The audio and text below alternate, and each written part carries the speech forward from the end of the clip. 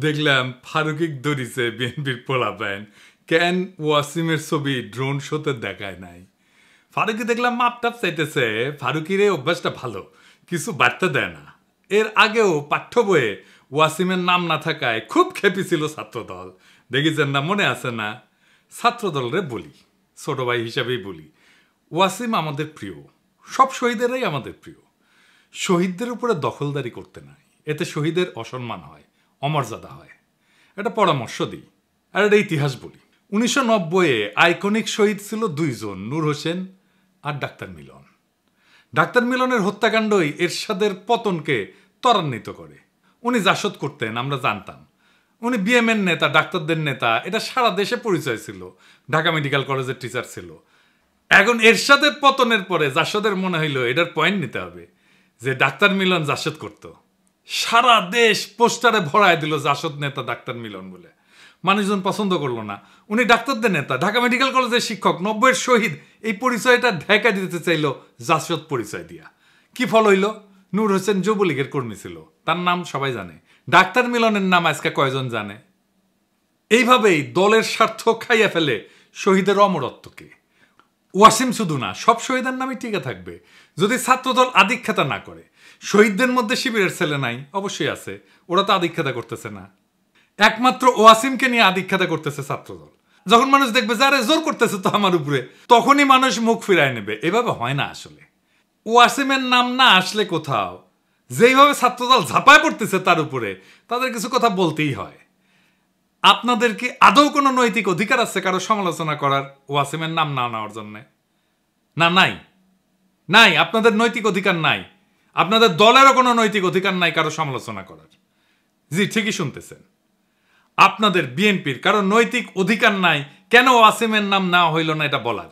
প্রমাণ চান?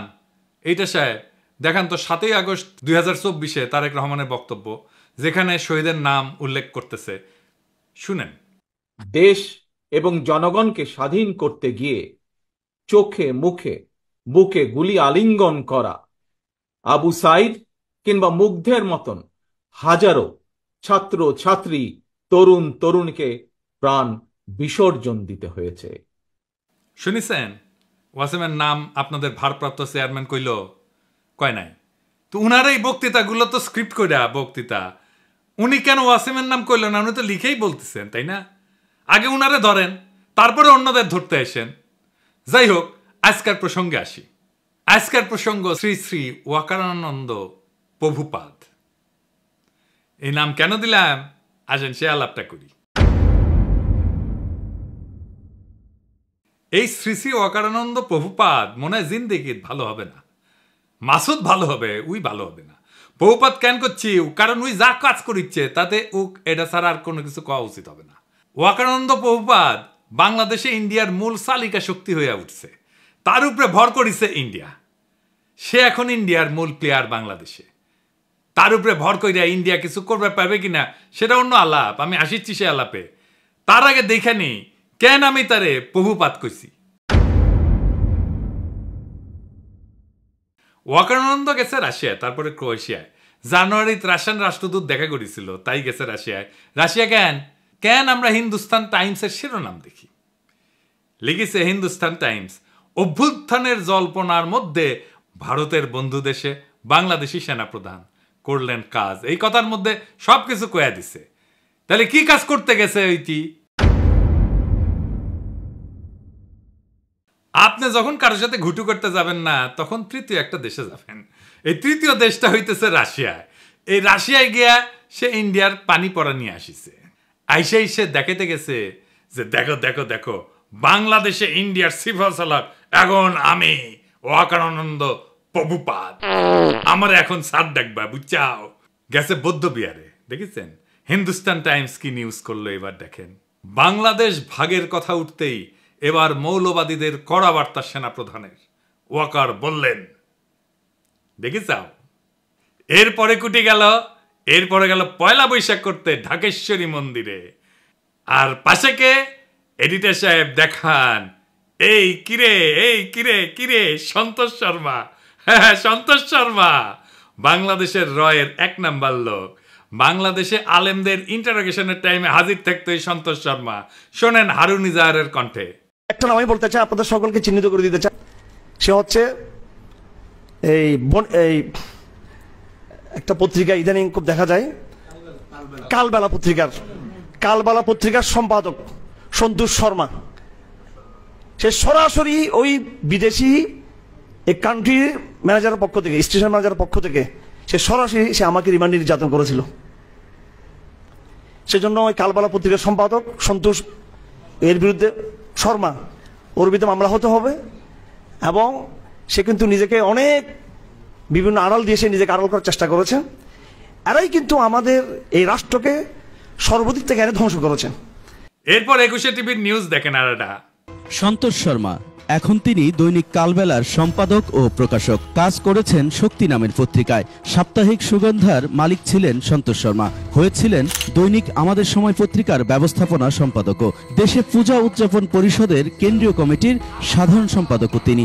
ভারতের প্রধানমন্ত্রী নরেন্দ্র মোদীর সাথে ঘনিষ্ঠতার সংবাদ প্রকাশ করে তার নিজের পত্রিকাতেই। পেশাগত এসব পরিচয়ের আড়ালে সম্প্রতি বেরিয়ে আসছে ভয়ঙ্কর তথ্য।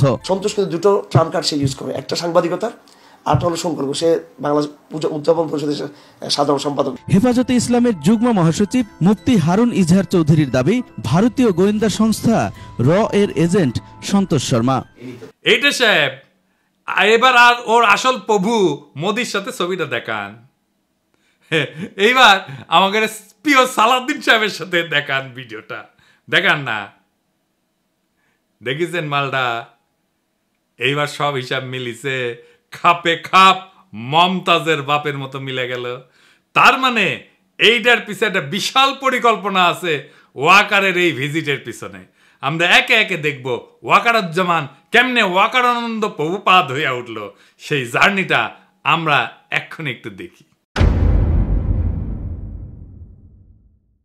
ওয়াকারের সাথে তো ইন্ডিয়ার পররাষ্ট্র সচিব ক্যান্টনমেন্টে গিয়ে দেখা করেছিল, তাই না? সেনা প্রধান তো সারাক্ষণ নাকি কথা কইতেছিল নতুন সরকার তৈরির সময় ভারতের সেনা প্রধানের সাথে, তাই না? ভারতের সেনা প্রধানই কয়ে দিছে, as of today, firstly, there is no vulnerability from any side. I am in touch with the chief of Bangladesh during the time of when this changeover took place. I was in constant touch with him, and even thereafter, in November 24, we had a video conference also. When we talk about the relationship we should talk about when there is an elected government. So as of now, the relationship is with the military is well and perfect. তারপর আয়নাঘর ভিজিটে বাধা দিছে, তাই না? 600-র বেশি আওয়ামী লীগ দাগিদেরকে ক্যান্টনমেন্টে আশ্রয় দিছে, তারপরে পলায় যেতে সাহায্য করছে। লেফটেন্যান্ট জেনারেল মুজিবকে ক্যান্টনমেন্টে অন্তরীণ অবস্থায় পলায় যেতে সাহায্য করছে। বিডিআর হত্যাকাণ্ডের বিচার আর করা যাবে না কইছে না? এই বর্বরতা কোনো সেনা সদস্য করেনি, সম্পূর্ণটাই তদানীন্তন বিজিবি সদস্য দ্বারা সংঘটিত। Full stop. এখানে কোনো ইফ এবং বাট নাই। আয়নাঘরের সব এভিডেন্স নষ্ট করেছে ক্যান্টনমেন্টের মধ্যে। রাজনৈতিক দলগুলোরে ডেকে নিয়ে ঘুটু করেছে, তারপর আঙ্গুল উঁচায় শশাইতে গেছে, সারা দেশের মানুষের ঠাপ খেয়ে টানছে। হাসনাতরেও ধরতে গেছিল, পাবলিকের দিছে ঠাপ, হটিছে পিছে। তারপর শহীদ পরিবারের সাথে নাটক করেছে, পন্দের আলোতে কলাম লেখাইছে, ছাত্র সৈনিকের ঐক্য যেন ফাটল না ধরে। সৈনিক মানে সাধারণ সৈনিক না, কিন্তু সৈনিক মানে ওয়াকার। তারপরে সার্জিসরা ম্যানেজ করেছে ওয়াকার, তারে দিয়ে বিবৃতি দেওয়াইছে। তাই সার্জিসের নিয়ে একটা কথা কওয়া দরকার। অনেকেই কইছে, আমি কিছু কই নাই, এমন একটু কই আর কি। সার্জিসের কথাবার্তা শুনে আমি শিওর ওয়াকারের সাথে ওরা একটা গুটু হয়েছে। সার্জিসের একটা কথা কই তোমারে ছোট ভাই মনে কইরা, আমাদের টাইমে এরশাদের বিরুদ্ধে আন্দোলন করতেছি, তখন ডাকসুর জিএস ছিল জিয়াউদ্দিন বাবলু। দারুণ বক্তৃতা দিত, বাসদ ছাত্রলীগ করেছিল, খুব স্মার্ট পোলা ছিল, তোমার মতোই বক্তৃতা দিত, সুন্দর করে কথা কইতো আর কি। এরশাদের সাথে হাত মিলাইল, মন্ত্রী হইল এরশাদের, মারা গেছে বেচারা, কিন্তু তার পলিটিক্যাল ক্যারিয়ার শেষ। ক্ষমতার সাথে কম্প্রোমাইজ করলে রাজনীতি থাকে না, রাজনীতি হইতেছে ক্ষমতার সাথে টক্কর দেওয়া। বাংলাদেশে খালেদা জিয়ার যে ইমেজ এটা হয়েছে তার প্রিন্সিপালড পজিশনের জন্য, হাসিনার যে খাইস্টা ইমেজ তা কম্প্রোমাইজের জন্য। জিয়াউদ্দিন বাবলু তো আমারও নেতা ছিল, আমি তো তখন মফস্বলের ছোট নেতা। আর জিয়াউদ্দিন বাবলুকে কেউ চিনে? ওই সময়ের কত নেতা আছে না, কত নেতা ছিল, তো আমার যেটুকু পরিচিত হয়েছে সেটুকু পরিচিত তো তাদের নাই। অথচ আমি তো তখন মফস্বলে কর্মী ছিলাম, তাই না? রাজনীতি একটা অনেক লম্বা পথ। এইখানে এই বয়সে কম্প্রোমাইজ করে ফেললে হয়তো এমপি হবা 2-1 বার, তারও বেশি হইতে পারো, মন্ত্রীও হয়তো হবা, তারপর জিয়াউদ্দিন বাবলু হয়ে যাবে। হাসনাত মন্ত্রী এমপি হইতে পারবে কিনা জানি না, কিন্তু বাংলাদেশের নেতা হবে, আগামীর বাংলাদেশের নেতা হবে, যদি তার ইমেজটা এইভাবে ধরে রাখতে পারে। মার্চ ফর গাজায় হাসনাত যে মিছিল করিচ্ছেন না, ওর পাশের জায়গাটা তো তোমার হইতে পারতো সার্জিস, হয় নাই? ওই জায়গাটা রাজনীতির। আর ওয়াকার আনন্দ বহুপাদের সাথে যে কোনো কথাবার্তা নেগোসিয়েশন সব প্রাসাদ ষড়যন্ত্র, ওইখানে রাজনীতি থাকে না। যাই হোক, এই যে ওয়াকার এইসব করিচ্ছে, কেন করিচ্ছে, কিভাবে শুরু হইল এটা? বিক্রম মিশ্র এসে তার সাথে মিটিং করলো। আসছিল বিক্রম মিশ্র বাংলাদেশে, তারপরে হাওয়া, ওর খোঁজ পাওয়া যাচ্ছে না কয়েক ঘন্টা। তারপরে দেখা গেল ওয়াকারের সাথে মিটিং করেছে, এবং এই মিটিং কোনো শিডিউলে করা মিটিং না, কোনো আগে থেকে ঠিক করা মিটিং না, হুট করে মিটিংটা কইরা চলে গেল। তারপরে খালেদা জিয়ার সাথে দেখা করলো ওয়াকার। এটাই হইতেছে মূল খেলা ঘোরানোর ইভেন্ট। এইখানেই ওয়াকার, বিএনপি আর ইন্ডিয়া তিনজন এক লাইনে আসে। ওয়াকার হইয়া ওঠে বাংলাদেশে ইন্ডিয়ার পিভট। মানে সাইকেলের চাকা দেখেছেন না? তো সাইকেলের চাকা স্পোকগুলা যে লেগে থাকে যে মাঝখানে, ওই যে ইয়ের কাছে, ওই গোল ইয়ের কাছে, ওটাই হইতেছে পিভট, বুঝছাও? তো বিএনপি তো এইটা পিভট হয়ে উঠছে ওয়াকার। বিএনপি 72-এর সংবিধান, মুক্তিযুদ্ধের চেতনার, অসাম্প্রদায়িকতার, আওয়ামী লীগ ন্যারেটিভগুলো বলতে শুরু করছে না তারপর থেকে। তারপরে ওয়াকারের পৌরুষ জায়গা ওঠে, সে হারকুলিস হইতেছে, রাওয়া ক্লাবে আঙ্গুল উঁচায় দাবরানি দেওয়ার চেষ্টা করে। ওই দাবরানি আমি একা দাঁড়ায় চ্যালেঞ্জ করেছিলাম। আমি বলেছিলাম, ওই আঙ্গুল আমরা চিনি, নামায় কথা বলো ওয়াকার। তারপরে তো হাসনাতের ঘটনা ঘটলো। আমরা যখন পাল্টা দাবরানি দিলাম, তখন তারেক রহমান ওয়াকারের পিছে দাঁড়াইলো, বলল সেনাবাহিনীকে বিতর্কিত করার চেষ্টা হচ্ছে। ওয়াকার কি সেনাবাহিনী নাকি একজন ব্যক্তি? তারেক রহমানের ওয়াকারকে কেন সেভ করতে নামতে হইল? ওয়াকার তো নিজেই বিতর্কিত কাজ করতেছে, একটা দুইটা না, অসংখ্য। বিক্রম মিশ্র হাওয়া হয়ে গেল কয়েক ঘন্টার জন্য, তারপরে জানা গেল ওয়াকারের সাথে মিটিং। একটা রেসপন্সিবল রাজনৈতিক দল হিসেবে তো তারেক রহমানের ওয়াকারকে প্রশ্ন করা উচিত ছিল, বিক্রম মিশ্রের সাথে কি আলাপ, কি কথা তাহার শোনে। এই মিটিং তো শিডিউলের বাইরে ছিল। শয়তানির পর শয়তানি করে যাবে, কিছু কওয়া যাবে না, বললেই সেটা সেনাবাহিনীর বিতর্কিত করার চেষ্টা হবে। বাহ, খুব মজা। আমি যার অমি করবো, আমাকে কেউ কিছু কইতে পারবে না। কি চমৎকার ইনডেমনিটি। যাই হোক, ওয়াকারকে দিয়া ইন্ডিয়া কি অ্যাচিভ করাইতে চায়? প্রথম, হাসিনার বিচার যেন বন্ধ করতে পারে। 2 নাম্বার, আওয়ামী লীগকে যেন নির্বাচন করতে দেওয়া হয়, সেজন্য ওয়াকার ইনক্লুসিভ নির্বাচনের কথা কয়। 3 নাম্বার, আওয়ামী লীগ যেন পুনর্বাসিত হয়। এই জন্য ওয়াকার যত নড়াচড়া করবে, ততই রাজপথে আওয়ামী লীগের মিছিল বেরোবে, বড় হইতে থাকবে এই মিছিল। এর ওর বাসায় যে আগুন দেবে। আর ফাইনালি আওয়ামী লীগকে যদি ফেরানো নাই যায়, তাইলে আওয়ামী লীগ ইন্ডিয়ার হইয়া যে রোলটা প্লে করেছিল, সেটা যেন বিএনপি করে, আবার যেন ইন্ডিয়ান রাজত্ব কায়েম হয় বাংলাদেশে। তো ওয়াকার করে দিয়া কি আবার রাজত্ব কায়েম করতে পারবে ইন্ডিয়া? স্বপ্নে পারতে পারে, স্বপ্নে তো কত কিছুই খাওয়া যায়। 1/11-এ আমেরিকায় কু করাইছিল না, তারপরে বাংলাদেশকে তুলে দিছিল ইন্ডিয়ার হাতে।